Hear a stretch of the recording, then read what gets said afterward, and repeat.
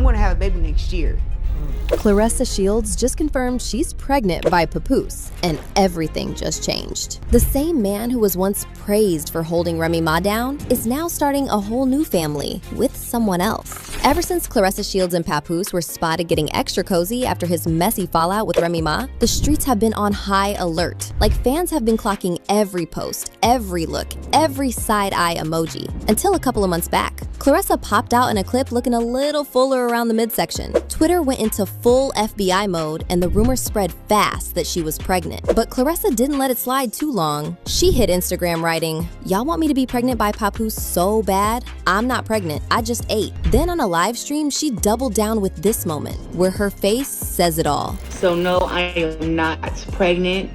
And when I find out that I am, I will let you guys know. But fast forward to now, and Claressa has done a full 180. Not only is she confirming they are planning a baby, but she's talking next year. On a recent sit-down with Fred Taylor, Channing Crowder, and Ryan Clark, Claressa didn't just tiptoe into the convo. She jumped. I put too much time on hold on having a kid and being married and stuff for boxing already. I'm gonna have a baby next year. We already have it planned out. I'm gonna have a baby next year. She revealed why she wants to get it over with. 40, 43, whatever, after my career to have my kids. Right. I want to be able to run at the park with my kids and stuff like that. I don't want to be too old. So I think that keeping my body in shape, I don't drink, I don't smoke.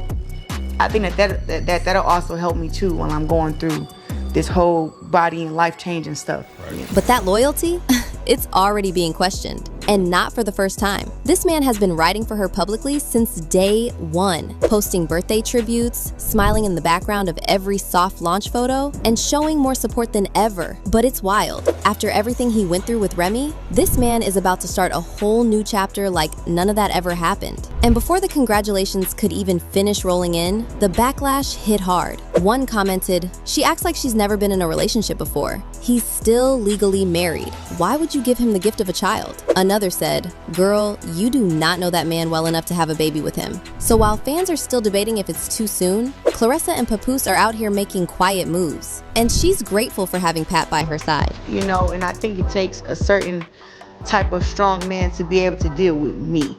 And, deal with me inside the ring, outside the ring, getting ready for a fight, even not in camp for a fight. It's so many different people or women you have to deal with to be able to deal with me.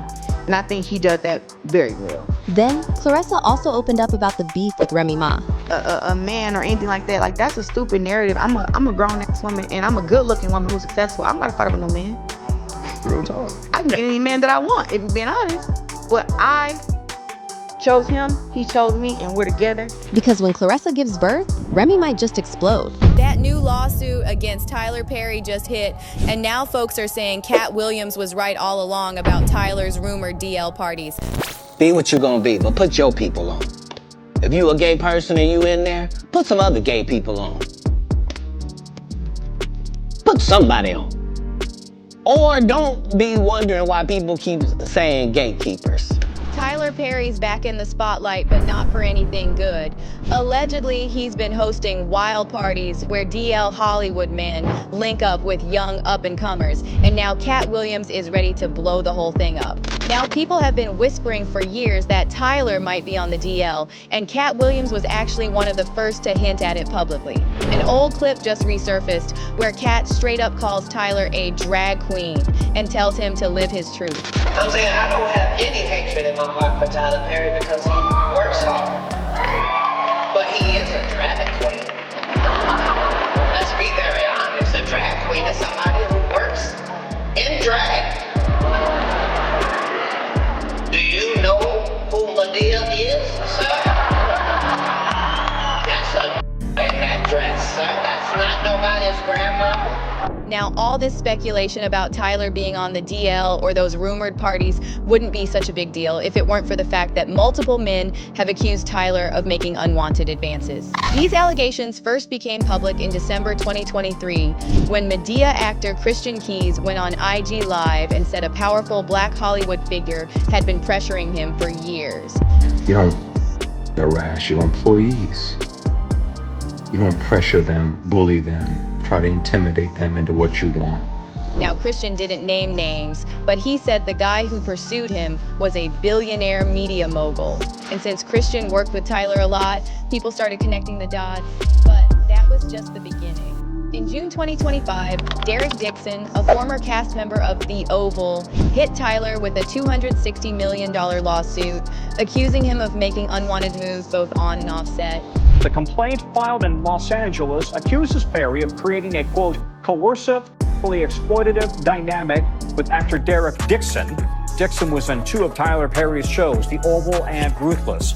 But it didn't stop there. Just weeks later, actor Braxton Wells, who had 2 uncredited roles on The Oval, came forward again, claiming Tyler looked the other way after he reported SA by Tyler Perry Studios vice president, Mark E. Swinton. Braxton shared a long message on Instagram addressing both Tyler and Mark Swinton, and he claimed that Swinton flew him from LA to Georgia under false pretenses and raped him while under the influence. According to Braxton, Swinton used his position as vice president of Tyler Perry Studios to commit unspeakable evil behind closed doors. As for Tyler, Braxton blasted him for turning a blind eye to Swinton's alleged crime and covering up for him.